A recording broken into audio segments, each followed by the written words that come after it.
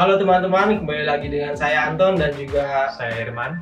Nah, di video kali ini kita akan melakukan Q&A. Jadi banyak sekali pertanyaan dari teman-teman YouTube Molar ya, yang bertanya ya, mungkin yang bertanya di kolom komentar atau juga bertanya langsung ke pihak Molar melalui via chat atau sebagainya atau email. Jadi berhubung ada perwakilan dari Molar, kita akan langsung tanya aja. Jadi saya akan mengambil beberapa yang ada di kolom komentar. Pertama dulu nih, ini ada pertanyaan umum. Dealer resmi Molar itu di kota mana aja?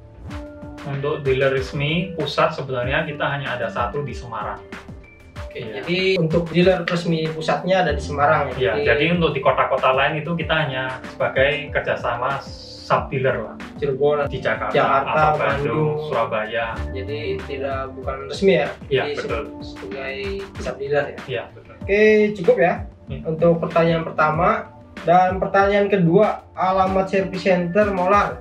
Alamat service center Molar itu sebenarnya kami ada yang terpusat. Pertama adalah di Jakarta, yaitu di Jakarta Pusat, di Perukuan Harko Mangga 2. Terus untuk service center lain ada perwakilan di Cirebon bisa, dan juga Bandung.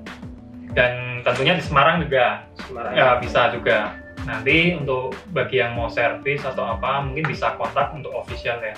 Nanti kami bisa bantu. Dan pertanyaan ketiga itu, nah untuk pembelian spare part seperti baterai, charger atau spare part lainnya, kita bisa beli di mana tuh kalau misalkan kita ingin beli ya, kalau misalkan ada kerusakan? Sebenarnya gini, untuk di toko-toko yang kerjasama dengan kami, kan belum semua untuk menyediakan spare partnya ya. Mungkin untuk yang di online juga belum rata ya untuk mereka menyediakan spare part. Jadi mungkin bisa dimulai dari bertanya di official Molar, bisa tanyakan ada nggak spare part ini, mungkin bisa request lah. Nah, nanti kita bisa atur via chat apa gimana, nanti kita bisa sediakan. Jadi pertama kita ke official dulu yang bersangkutan. Mungkin kalau misalkan pertama kita beli di toko ini, di official misalkan, kita tanya dulu ke official apakah ada spare partnya atau yang lain. Pertama ke situ mungkin akan bisa dialihkan atau bisa diberitahu lebih lanjut ya untuk ketersediaan spare part. Kalau untuk baterai, charger kan sudah umum ya. Kemungkinan kalau dicari mungkin mudah lah, di online ada. Cuman untuk spare part yang lain seperti mungkin ada yang perlu gear atau perlu apa, mungkin bisa by request. Oke, itu untuk pertanyaan umum ya. Jadi itu yang umum sangat sering kita temui di komentar atau juga mungkin yang sering dapat pertanyaan di dealer-dealer yang bukan dari Semarang ya. Jadi dari toko-toko ini ada yang nanya spare partnya beli di mana. Mungkin itu sebagai salah satu jawaban. Oke, untuk pertanyaan selanjutnya ini dari pertanyaan netizen. Nah, pertama dari Rahman Rahra. Di video Molar cordless jet cleaner baterai 24 volt, berapa meter bang jarak tembak soalnya buat tanaman? Kalau untuk berapa meter jarak tembak sih, sebenarnya dia kan dapat dua nozzle ya, merah dan putih. Cuman pastinya yang nyebar, yang fokus itu yang warna apa saya lupa, nggak apa. Untuk yang fokus itu mungkin jaraknya sekitar 5 meter. Untuk yang nozzle merah itu karena dia nyebar ya, merah atau putih pokoknya yang nyebar ya. Yang nyebar dia kisaran mungkin plus minus 2 atau 3 meter ya. Kalau untuk semprot tanaman sebenarnya kalau menurut saya sih kurang dianjurkan ya. Karena untuk cordless jet cleaner itu sebenarnya dia menyemprotkan air, tapi mengeluarkan angin yang kencang. Takutnya nanti tanamannya jadi rusak semua. Mungkin kalau mau dipakai juga, maksudnya mau pakai cordless jet cleaner Molar, mungkin saya bisa saran pakai nozzle-nya yang nyebar. Tapi disemprotnya dengan jarak tertentu supaya anginnya tidak merusak tanamannya. Paling dari saya sih begitu. Mungkin kalau misalkan jarak sendiri bisa sampai 5 atau 6 meteran sendiri ya. Kalau misalkan dipakai nozzle yang lurus ya. Yang lurus, betul. Kalau misalkan kita nozzle yang nyebar itu mungkin lebih pendek ya. Lebih pendek. Jadi kalau misalkan kalian pakai yang lurus, mungkin diarahin ke tanaman, mungkin tanamannya bisa rusak. Daun-daunnya bisa rusak ya. Oke, mungkin sudah terjawab. Lalu kedua dari Ijek Rahma di video Xenon HG003 mesin hotgun ya 800 watt. Bang, saya baru beli dan baru pertama kali pakai. Ketika dinyalakan keluar asap, apakah itu wajar karena masih baru? Sebenarnya saya pernah mengalami ini.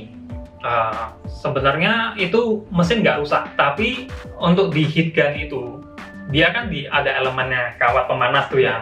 Itu dia ada kayak semacam kertas aluminium foil. Terkadang itu aluminium foil mungkin dari QC atau dari pabrik pengiriman dia melilitnya kurang rapi. Jadi sehingga pemanas itu terlalu panas yang membuat kertas itu gosong. Mungkin kalau itu sangat mengganggu bisa kirim ke service center aja, Anton. Jadi supaya dia dirapiin supaya tidak bau gosong lagi. Paling gitu aja sih. Tapi biasanya kalau misalkan emang untuk pertama ya, saya juga sering ngalamin untuk mesin-mesin baru. Kadang juga ada keluar asap, mungkin sedikit ya, nggak terlalu banyak, itu nggak terlalu masalah sih ya. Kadang juga kalau misalkan mesin baru itu kadang kondisi lembab ya. Kadang di dalam itu mungkin lembab ya. Ketika kena panas mungkin akan terjadi pemuaian atau mungkin keluar asap ya. Saya rasa itu tidak mengganggu selama ketika mesin dinyalakan, setelah itu dia tidak keluar asap lagi dan itu berjalan normal, itu tidak masalah harusnya. Mungkin kalau misalkan ada masalah dengan panas atau tidak, atau misalkan putarannya tidak normal, itu bisa bawa ke service center. Ya, betul. Ya. Oke, lanjut ke pertanyaan ketiga dari Ed Bro di video mola CMG 12125A. Torsinya apa jauh beda dengan yang listrik? Untuk torsinya tidak terlalu sih. Sebenarnya alat ini bukan menggunakan torsi ya, tapi dia menggunakan speed karena dia kan kerjanya bukan untuk ngebor ya. Dia buat pengikisan sebenarnya ya, pengikisan. Jadi tidak terlalu jauh, dan untuk merek Mola pun kami adakan itu untuk yang kelas profesional. Jadi beda dengan yang second brand kami yaitu Xenon. Jadi untuk kualitas baterai, kualitas mesin profesional punya lah. Tambahnya kalau misalkan power ya dari voltase juga udah membedakan ya. Kalau misalkan makin besar voltase dan watt juga mungkin akan mempengaruhi speed dan juga ya torsi atau yang disebut tenaganya, mungkin betul, akan beda ya. Pasti beda kalau misalkan sama yang listrik. Otomatis yang listrik lebih tinggi ya. Mungkin nggak terlalu jauh ya. Terlalu jauh. Nah, tapi masih tetap bisa digunakan. Karena kan kita udah coba untuk reviewnya ya. Kalian bisa nilai sendiri dari review tersebut ya. Oke, pertanyaan keempat yaitu dari Irfan Saputra di video molar CS5830 circular saw. Bedanya dengan CSC 700 apa ya, Kak? Oke, untuk perbedaan CSC 700 dengan CS 3580 sebenarnya itu beda kode dari pabrik. Jadi setiap pabrik yang kami datangkan barangnya itu sebenarnya kami memberikan kode yang berbeda-beda supaya kami tahu kualitas pabrik A dengan pabrik B bagus yang mana. Tapi untuk watt, untuk kekuatan sebenarnya sama sih, hampir sama, tidak terlalu jauh berbeda. Paling itu aja sih saya menjawabnya. Ya. Cuma beda kode. Kami pabrik A kodenya ini, pabrik B kodenya ini. Ya. Oke, lanjut pertanyaan kelima dari Mining Supply Chain di video HDT CDD 405 berbaterai torsi 1-25 artinya gimana, dan untuk keperluan bagaimana pakai torsi 1-25? Sebenarnya torsi 1-25 itu kan bisa di-adjust ya, bisa digeser 1-25. Sebenarnya itu menandakan kekuatan putaran di kepalanya. Jadi ketika kita mau menggunakan untuk mengencangkan sebuah baut, itu kan kalau kita tidak disetting pada torsi yang tepat, bisa mengakibatkan baut itu memutar terus sehingga aus. Jadi mau seberapa kuat kita misalnya mau pasang baut ke roofing ya, semisalnya kita perlu setting kekuatannya supaya tidak overpower. Begitu aja sih untuk penjelasan torsi. Sebagai pembatas ya? Ya, pembatas, betul. Jadi begitu dia sudah maksimal pada kekuatannya, misalnya kita setel di 3 ya, di 3 nanti dia akan tek kayak nggak mau muter lagi ya, nggak mau muter lagi. Oke, saya cukup ya untuk pertanyaan ke-6 dari channel film di video molar CDD 585 mesin bor baterai 12 volt. 585 sama 35 apa bedanya, Gan? Untuk bornya sendiri dan baterainya sama, cuman bedanya di kelengkapannya. Untuk CDD 585 dia dapat mata bor, mata obeng, segala macam lah yang ada di situ, bisa dilihat di reviewnya sih.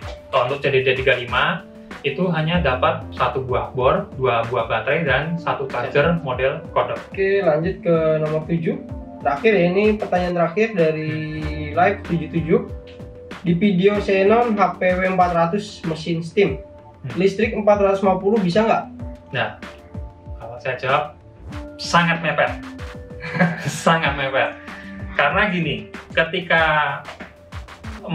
suatu mesin dipakai, ketika awal dia nyala, dia akan menyedot power yang lebih daripada yang ditentukan. Jadi power yang ditentukan rate-nya itu adalah kita ambil di spek itu adalah rata-rata average-nya. Jadi begitu semisal semacam kayak AC ya, AC dalam rumah. Ketika kita nyalain, dia kan powernya naik dulu, baru dia akan menyesuaikan power rate average-nya. Ya kalau untuk listrik 450 saya katakan terlalu mepet. Karena kalau semisal kalau di rumah tangga ada kan pakai kulkas, ada pakai apa. Jadi lebih bagusnya lebih kapasitas listriknya supaya tidak terjadi apa sih istilahnya jeglek itu? Ya putus arus. Putus arus ya betul. Jeglek. Bahasa Jawanya jeglek. Ya. Ya begitu sih jawaban dari saya. Sudah jelas ya untuk listrik ya. Jadi usahakan lihat dari penggunaan di rumah juga. Jadi kalau misalnya listrik 450, kita sudah dipakai apa aja. TV, listrik, yang lain itu harus mati dulu. Terus juga dari kondisi MCB juga kita ngaruh ya. Kalau misalkan udah jelek, kadang udah dia naik sedikit aja udah turun ya. Jadi disarankan di minimal di listrik 900 itu udah normal ya.